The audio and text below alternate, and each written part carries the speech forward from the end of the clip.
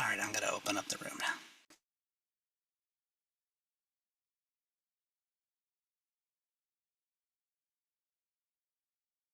Good afternoon, everybody, and welcome to the SSBG training webinar for the fiscal year 2025 intended use plan and pre-expenditure reports.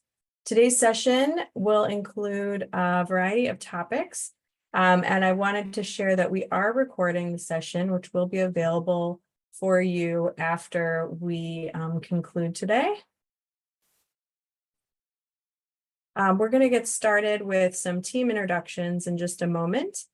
And then we will provide an overview of our Office of Community Services, followed by some information around our program spending guidelines, then an overview of the intended use plan and pre-expenditure reports, and a demo of how those reports can be submitted, followed by a closing with some question and answer time.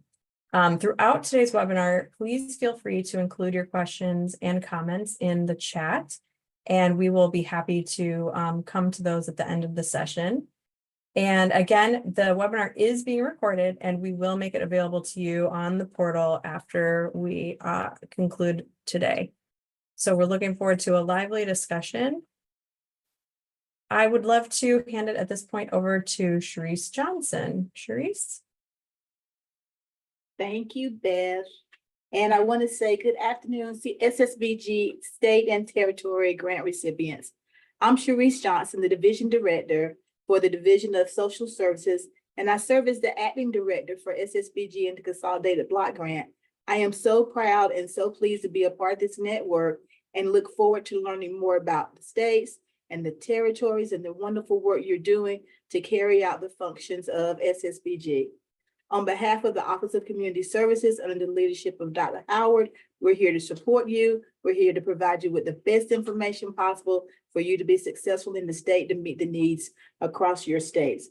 So without further delay, I'm going to turn it back over to Beth, but I want to say thank you. I'll be on the entire call, and I look forward to learning more and hearing more from you in the many years and months ahead. Thank you, Beth. Thank you, Sharice. My name is Beth Plewa, and I am the new Operations Branch Chief for SSBG. And I'm delighted to have joined OCS and SSBG, and to be joined by some of my colleagues who will be presenting today, as well as others who will be available for Q&A both now and down the road. So at this point, I would like to hand it over to Hannah. Thank you, Beth. Hello, everyone. My name is Hannah Wong, and I will be presenting today as a program specialist for Regions 5 and 9. I will turn it over now to my colleague, Ollie. Hello, thank you, Hannah. My name is Ollie Richards. I am the program specialist for Region 6 and 10. We have other additional staff who will not be presenting today, but are available if you need them. That is Josetta Alexander, a senior program specialist, Regions 1, 3, and 8. Jamia Furbush, program specialist, Regions 2, 4, and 7. Carlos Torres, program specialist for Regions 2 and 4. Josiah Stanton Brooks, program specialist for Regions 1, 6, and 7. The Office of Community Service, OCS, partners with states, tribes, territories, and nonprofit and community-based organizations to reduce the causes and consequences of poverty, increase opportunity and economic security of individuals and families, and revitalize communities. Our social services and community development programs work in a variety of ways to improve the lives of many.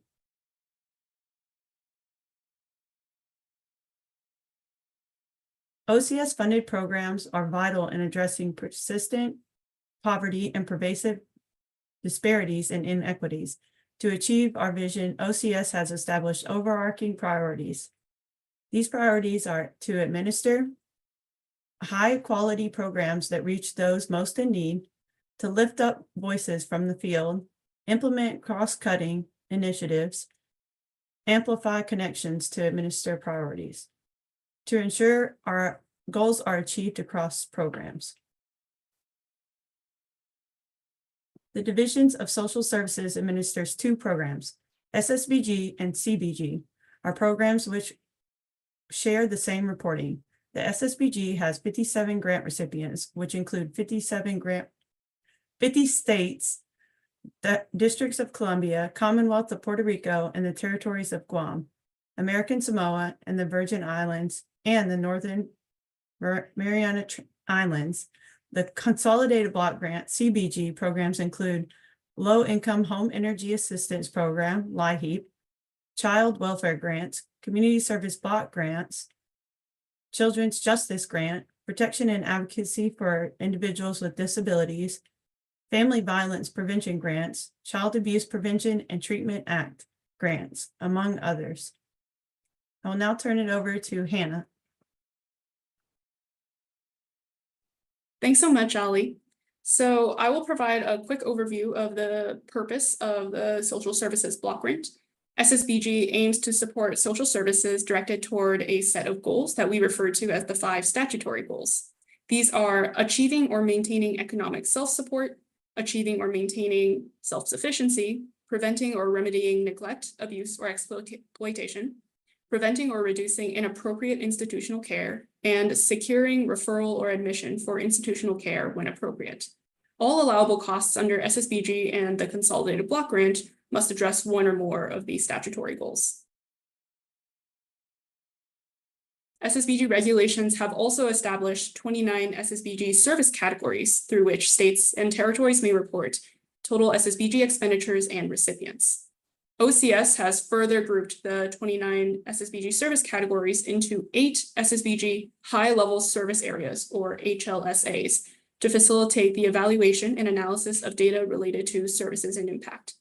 You can see the HLSAs on this slide here.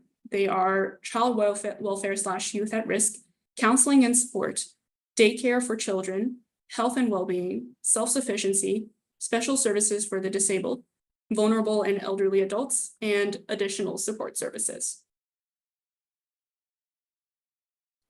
SSBG legislation outlines state reporting requirements for grants related to social services.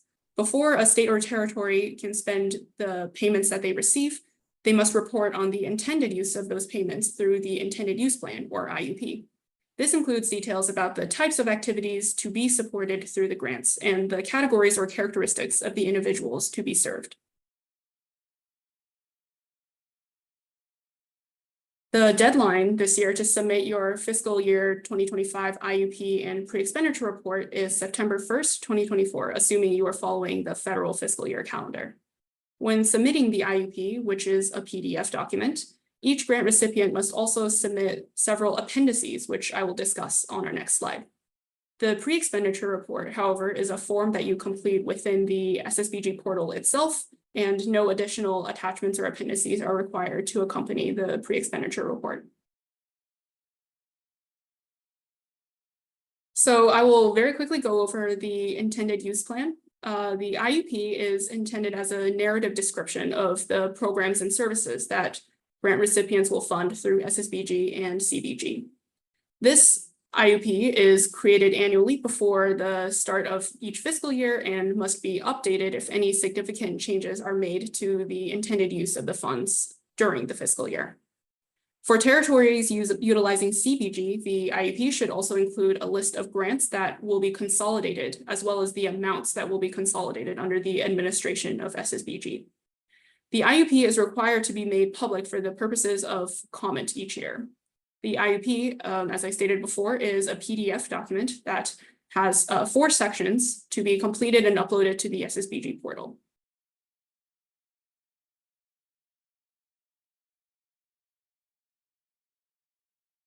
A few additional requirements to consider as you complete your IUP include, please make sure that the IUP contains up-to-date contact information for your state or territory. For states making use of TANF transfer into SSBG, please include your anticipated TANF transfer amount, as well as outlining the eligibility of the services to be funded by TANF transfer. For US territories, please include a list of the funds and grants to be consolidated under CBG. And finally, please include grant recipient definitions of the terms child, adult, and family.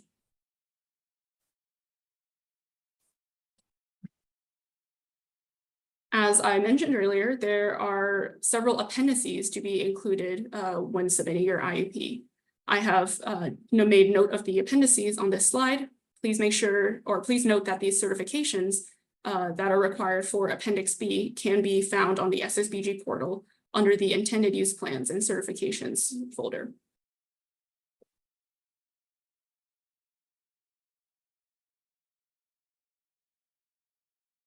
It is important to note here that the IUP and all of its appendices must be uploaded as one file, since the SSBG portal system only allows for one file to be uploaded for each reporting year. You may choose to either combine all the documents into a single PDF file, or you may choose to combine multiple PDFs into a zip file. If you try to upload multiple documents, the system will automatically replace the previously uploaded document. So whether you choose a zip file or a single PDF file, just please remember to combine your IUP and appendices into one upload before uploading it to the SSBG portal.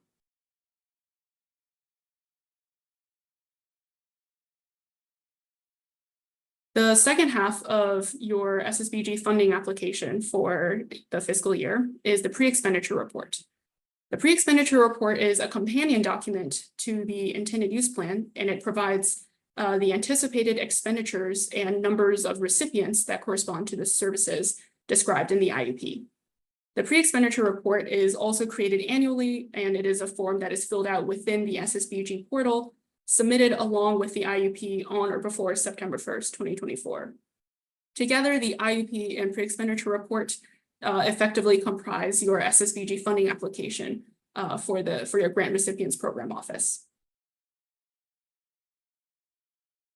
And now I will turn it back over to Ollie to go over how the pre-expenditure report is submitted.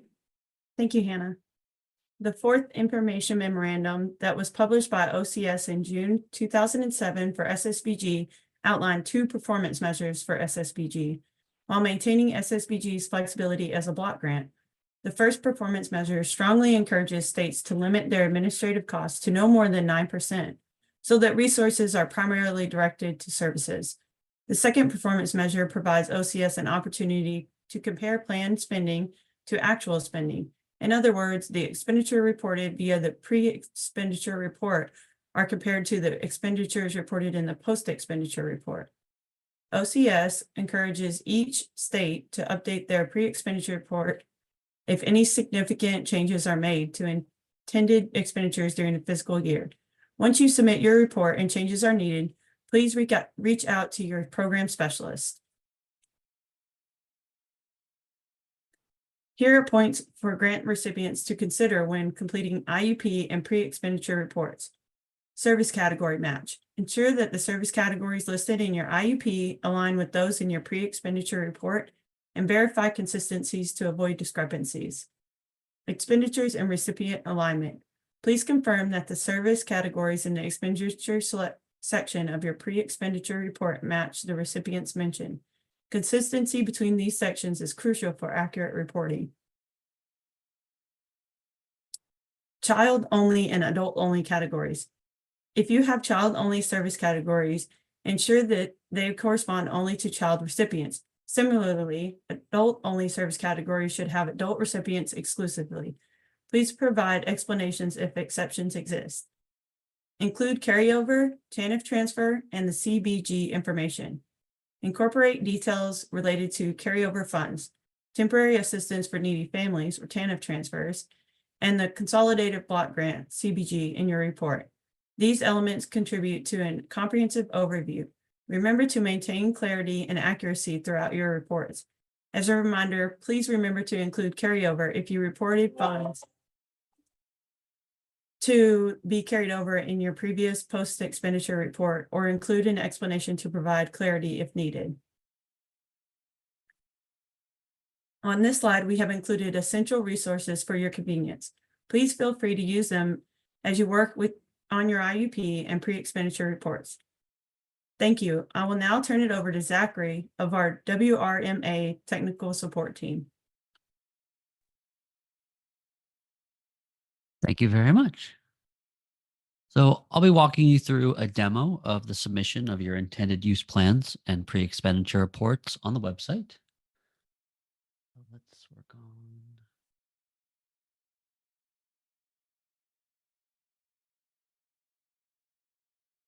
this. And we will select this screen. All right. So here we have arrived. We are on the welcome screen of the SSBGportal.net website. This is a test version. If you do not currently have access to the SSBG website, you can email us at support@ssbgportal.net and CC your program specialist. We will be able to send you back an authorized users form for your grant recipient. Please complete that form with everyone who needs an active account should be current on that form. Anyone listed on that form will be given an active account once approved, and anyone that is not listed on that form, if they currently have an active account, that account will be deactivated since they are no longer listed as an authorized user.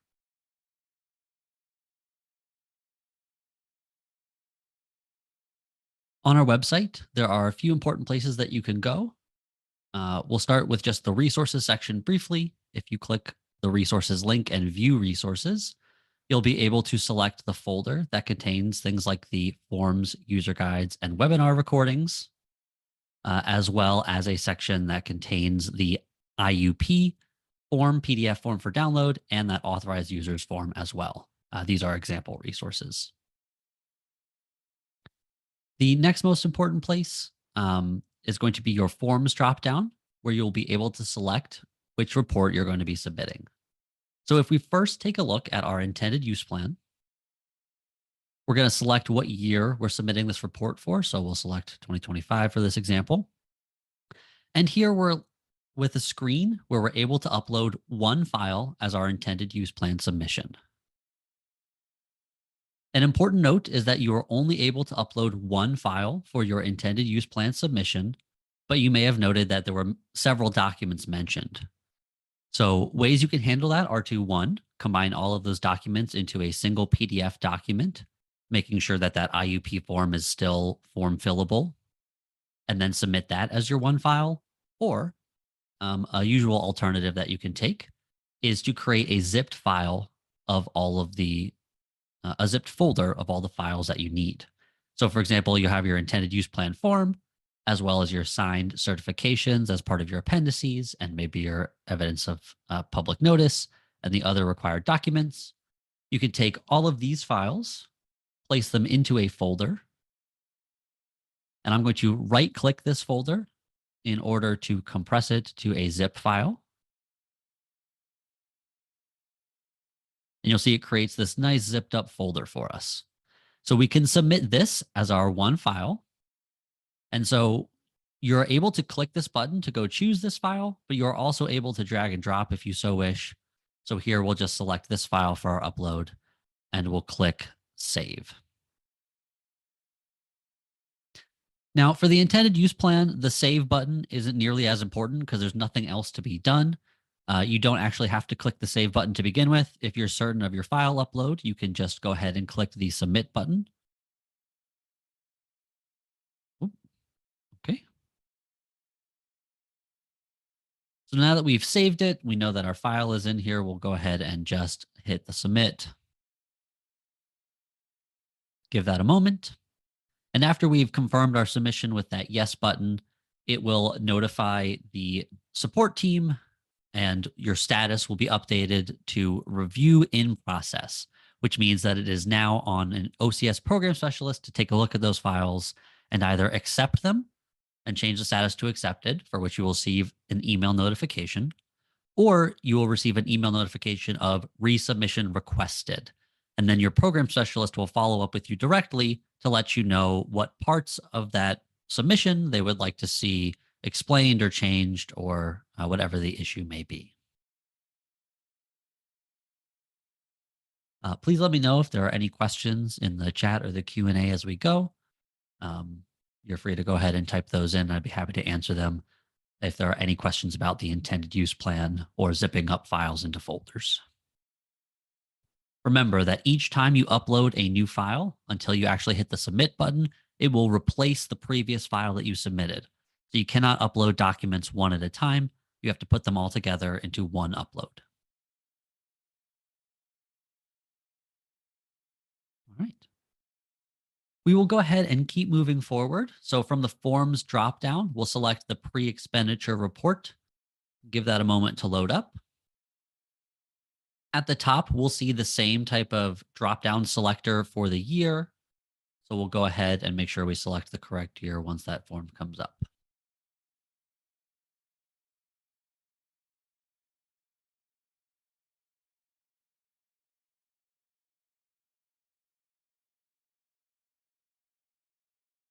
There we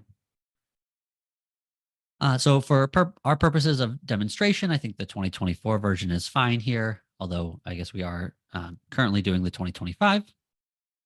On your pre-expenditure report, the first thing you'll see is that it's asking you to confirm your state's reporting schedule. So if you report on the federal fiscal year or the state fiscal year, just indicate that for each year for our consistency. And there are 3 tabs to your pre-expenditure report. So the first tab is going to be your definitions tab. And this asks for some information like your state official contact information, your state SSBG contact, and your state CFO contact information. Next, it asks you to provide the definitions for child, adult, and family for the services provided in your state. And finally, we have the assurances section, which asks you to verify some things such that no carryover will extend beyond your 2-year expenditure period. So if you receive funds for FY 2025, then you can expend those in FY 2026, but not in 27. You must expend all of them or return the remainder. The other assurance here is that for your TANF transfer funds, that you are following those explicit rules as defined, such that you are transferring no more than 10% of your TANF block grant, and that the services that are funded by those funds follow the applicable rules for families of a certain size and at the percent of the official poverty line. The final 2 assurances are just saying that your use is expected, as in reflected in the pre-expenditure report on the next page, and that your amounts here will be equal to the amounts you report in your other report for TANF, the ACF 196R financial report, so that those totals should match.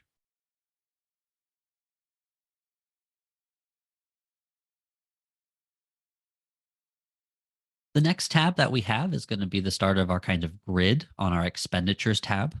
So here we will see listed the 29 SSBG service categories and several columns in which to enter your expenditures. So the first column is going to be our current year SSBG allocation expenditures. So since this report is for FY 2025 and it's the pre-expenditure report, these will be your anticipated expenditures of your FY 2025 allocation. So where do you plan to expend those funds? For the second column, if you have any funds carried forward from FY 2024 that you're going to be expending in FY 2025, you will report those here in this second column. Any funds that you had carried forward from 2024 that are those SSBG allocation funds. The next 2 columns do the same thing, but with TANF transfer funds. So any funds that you have transferred from your TANF into SSBG and expended, you will report those here in column number 3. And if you have any carried over funds from the previous year of those TANF transfer funds you're expending, you will report those in column 4.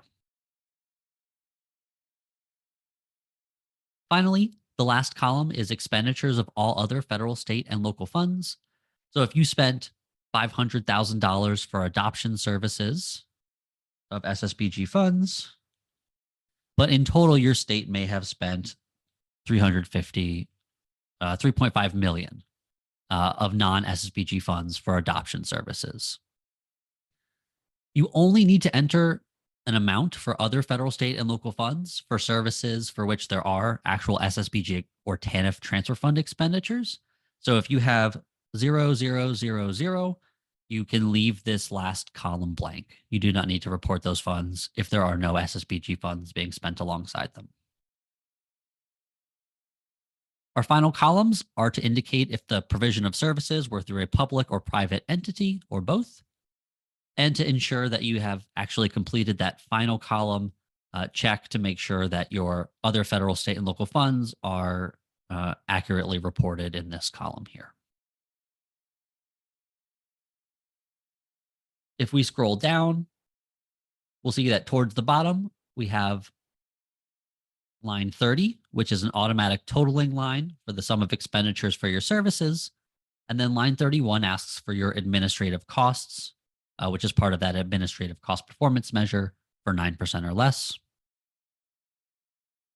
And then finally, your final total rows of row 32 and row 33, what we consider your total SSBG expenditures, which is the sum of columns 1, 2, 3, and 4. So those SSBG allocations from this and the previous year and your TANF transfer funds combined are your total SSBG expenditures. Lastly, in row 34, we have the remaining funds to be carried forward into the next fiscal year. There are 2 boxes down here. So the first box is for your SSBG allocation funds for FY 2025. So if you're carrying any of those funds forward into 2026, you'll indicate that here, if that's part of your plan, since this is our pre-expenditure report. And then here, if you have any TANF transfer funds that you are sending forward into the next year, you will indicate that amount here.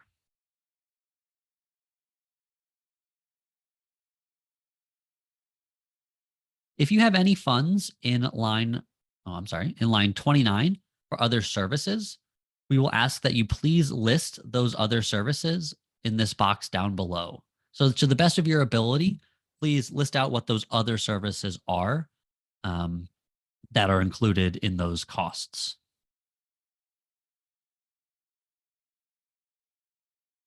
That's our expenditures tab. Lastly, we have our recipients tab. Here we again have the 29 service categories listed and our several age categories for recipients. So we have children, adults age 59 and younger, adults 60 and older, adults of unknown age. Now here, if we report recipients, we can see that the total adults will total and we'll get a full total here. Our next column is our actual estimated or sampled data. So are these actual counts of recipients? Are they estimated counts or sampled counts? And finally, are these duplicated or unduplicated accounts? So for example, for congregate meals, if the same person shows up over the course of, for one meal, and then for the next meal, if that's 2 people, 2 service, 2 recipients, or 1 recipient. And it depends on the service and how that's defined. Whereas congregate meals, you might count each meal handout as a recipient. For case management or counseling, you might see several contacts as 1 recipient being served through the course of that service. So it's how you define those counts. Some of that information can be included in the next column for the eligibility criteria for this service category. This can be some of the same information from your intended use plan, making sure that those eligibility criteria line up. And there's one more hidden tab that you will not see until you go to save or submit your data. So let's go ahead and click save here.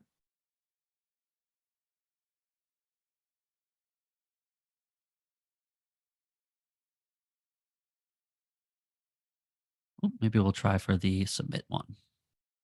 We know there are things missing. Aha. So if we go to submit and there are some things missing, for example, we have a lot of required fields on our definitions tab that we did not fill out at all clearly. Everything seems to be fine with our expenditures tab. Please select our state's reporting schedule.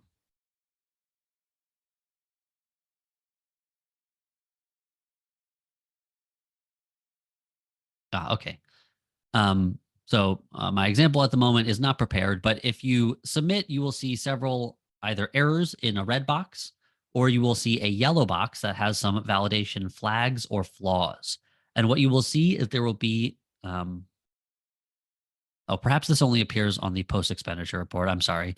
But for those familiar, the post-expenditure report will have an additional tab called validations, where it might ask you to respond and provide those explanations of, you have reported adult recipients for a ostensibly child service category, please provide an explanation of, how those adults were served and it still met the eligibility criteria.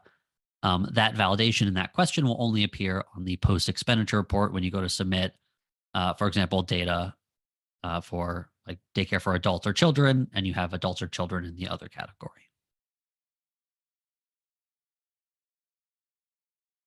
Some final things to point to here are we have our tutorials button. When you click this, it will open up a new tab to our YouTube playlist of all of our most recent webinars that have been recorded. So once we are able to obtain this webinar recording, we will be posting that and adding it to our YouTube playlist as well. So you'll be able to easily revisit this recording through the website. And then finally, once the data for a year has been totally collected, both pre and post expenditure reports, eventually it will all be posted. You can either download each individual report that you visit that has been, saved at least once. And then at the end of the year, when the full report is released, you are able to visit the dashboard and kind of see the national picture of where all the data lies. So we'll go ahead and see if there are any current questions.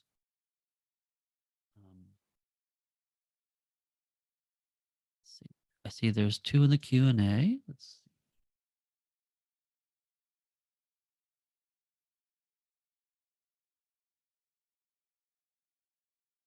Okay, so I have 2 questions.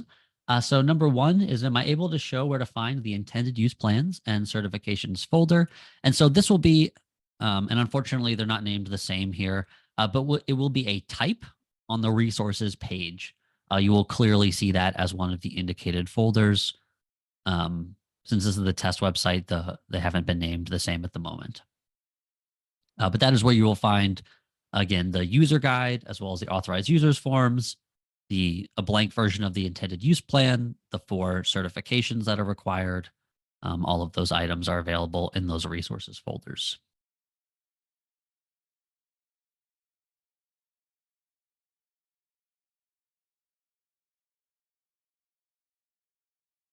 So the second question that we have is to please explain carryover. So if you list carryover in the most recent 22 to 23 post-expenditure report, how does that affect the 24 to 25 pre-expenditure report? I'm confused on how you are matching fiscal years where there is a gap in the reporting years. So these reports are supposed to just line up with the actual allocations that you are given. So while the fiscal year may run, from 22 to 23 or 23 to 24, 24 to 25, the report is for the singular year. So, the federal fiscal year starts October 1st and ends September 30th. You received FY 2025 allocations and expended those for FY 2025. And so the idea is that you're reporting those funds that you received for that year. And if you don't expend all of those funds, since you have 2 years to do that expense, let's say you only spend half of your FY 2025 allocation funds, you would indicate that remaining total that you're carrying forward to spend in the next year. And then on next year's report, the funds that you report down here should be dispersed throughout column number 2 here, because they are your carried over allocation expenditures from the previous year. So here you say, if this is let's say we're filling out the 2025 report as we are, and we carried forward some funds from 2024, we would report those here. Let's say we carried forward, 2,500 funds here and 10,000 funds here. With the goal being that this number that this column totals up to will match line 34 from the previous year's report. If you are able to expend all of your funds within the 2-year period, we should see all of that accounted for.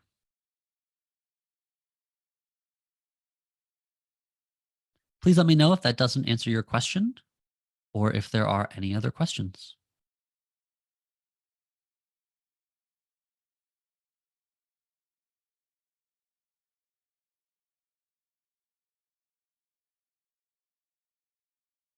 Thank you, Zach. I'll encourage people to post any questions for Zach at this point in the Q&A. Otherwise, we will move back to the general Q&A at this point. So keep other questions coming as well. I know that with a thing like reporting, it can be the case that a question occurs to you, right after we hop off. So I would also encourage you to contact your Office of Community Services, Social Services Block Grant Program Specialist assigned to your region. Hopefully you've already met that person. And if not, you saw their information at the beginning of this presentation. And if it's a more general question or you have general information that you'd like to know about SSBG, you can also contact our inbox, which is ssbg@acf.hhs.gov. That inbox is monitored constantly by members of our team to ensure that you're getting a timely response. So if your program specialist has a bounce back, let's say, it's pretty rare, but if they have one that says, I'll be out for a week and there is no other person assigned to help out in that time, I can't imagine that actually would happen, because we are really good at assigning backups on our team. But you can always contact the general inbox or refer general questions to that inbox as well. So questions for the SSBG team of program specialists or for Zach and his colleagues at WRMA?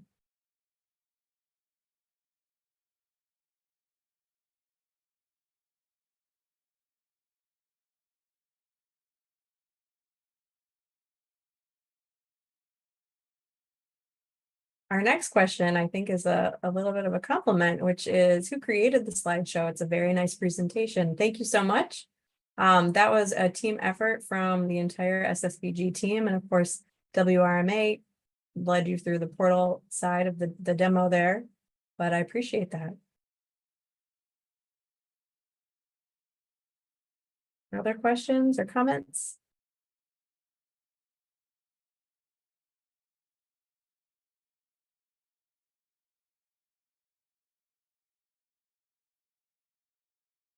This is one I think I'll direct back to you, Zach, if you wouldn't mind coming off mute. The next question that's popped up: is it possible to find out the annual allocation of funds prior to submitting the pre-expenditure report? Oh, actually, wait, I'm sorry. I think I misread that.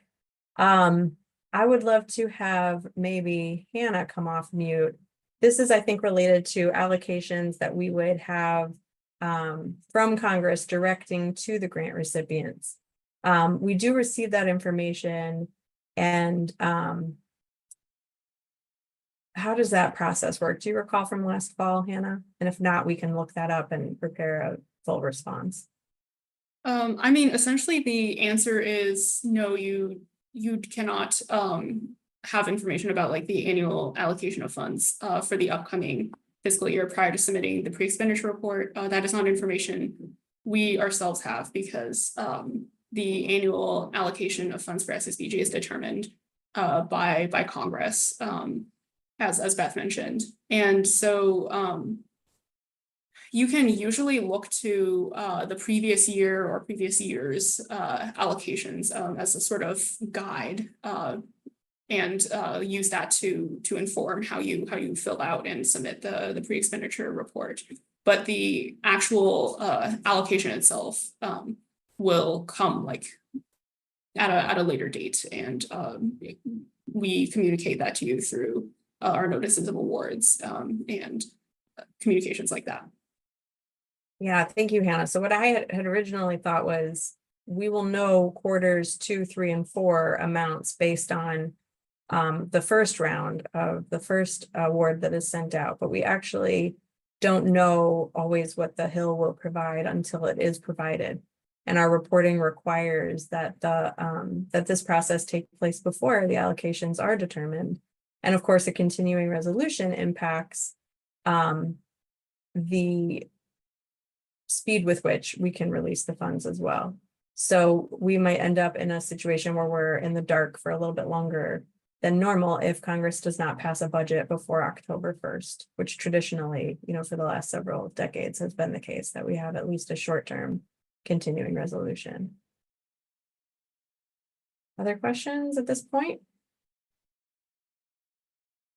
Beth, I just wanted to say that usually those funds are determined by a very intense mathematical equation, considering your population of your state and things like that. So the funds determination is depending on your population and many other things, so it's really hard, but there is the post expenditure webinar that we did a few months ago that's on our website.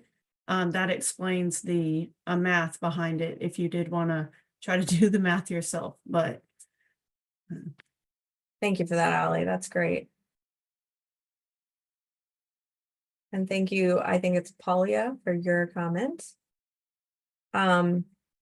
Patricia asks, with the allotments being awarded incrementally throughout the year, how are we to handle amendments that are due before we know the full amount? So, Hannah, this might be sort of just extrapolating a little bit more from what you just shared, I think, because the continuing resolution can impact the, if the budget were to be received by our team around the end of this fiscal year, beginning of the next fiscal year, then we would be able to submit your Q1 funding to you on a more predictable timeline. But in the last several years, there has been that continuing resolution at the beginning of the federal fiscal year. So there is sometimes accounting adjustments that are made during the year, but your total amount will be can be construed, right, Hannah, from what you just shared. Sharice, were you going to add to that? Yes. In addition, I think it's important to note, pretty much like Beth said, that once Congress, approves the budget and we get the appropriation, or we're in an interim continuing resolution, is the posture that we're frequently in.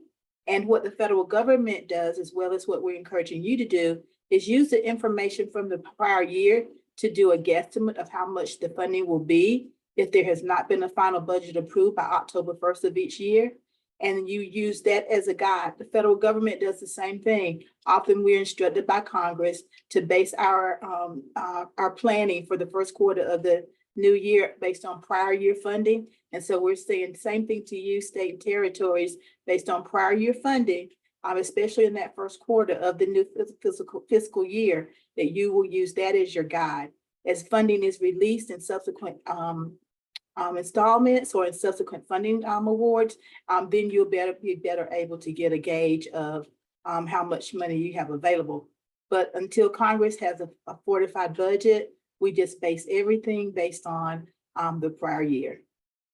And your program specialist can walk you through making adjustments in the portal to your pre-expenditure report and how to reconcile that with your post-expenditure report as well. So there is a period of time built in within our back and forth conversations that we'll have in the months of September until, January and so on to accommodate if we do know more about the congressional budget process and what the impact might be. Please submit any other questions at this time. I see that there's a question from X M Burke regarding the deadline for submitting revisions to the pre-expenditure reports. Someone on the team may correct me if I'm wrong, but there's not really a hard deadline to the revisions process. Because first of all, after pre-expenditure reports and IUPs are submitted, your program specialist may contact you within the next like few weeks usually, if there are any outstanding revisions that need to be made before we can approve your application. So grant recipients should just kind of be on the lookout for those kinds of communications from their program specialists. But as for revisions that grant recipients may want to voluntarily make to the pre-expenditure report at a later date, again, there's not really a deadline for those things, but they do need to be communicated with the program specialist so that everyone knows what is going on. Everyone can be on the same page about why this revision is needed and what the implications are, and also so that the program specialist can reopen the pre-expenditure report in the portal itself for the grant recipient to modify. I hope that answers your question. Yeah, Hannah, that was great. I would just add that in the past, the process for the review that Hannah just outlined has been a little bit more complicated than it will be this fall because of staffing changes for the SSBG team over the years. Sometimes there have been years where we have not had the capacity to review within the timeline that has been set for SSBG. So, but this year we are fully staffed up and ready to hopefully conclude our first round of reviews during the month of September, so that you would hear by the end of September, early October at the latest from your program specialist if there are revisions that we will be requesting at the federal level to your materials that you've submitted. And then it will be perhaps a couple rounds of back and forth until like the end of the calendar year to hopefully lock everything in as final. But you're also encouraged to reach out throughout, especially the month of August, as you're leading up to submitting by September 1st, to ask any questions that you have of your program specialist and start getting those answers in time to submit on time as well. All right, last call for any additional questions. These questions have been fantastic, and I look forward to a really robust summer of conversations back and forth between our team and our grant recipients. And we thank you for your time and attention today. This is not the end of your opportunity to ask questions, as we said, so please jot down our inbox address there for any general questions, and be sure to get in touch with your program specialist if you have any specific ones to your circumstances. But I'll wind us down and say thank you very much to my panelists and to our WRMA colleagues and our IT team, and to everybody who attended. Have a fantastic afternoon. Take care, everyone.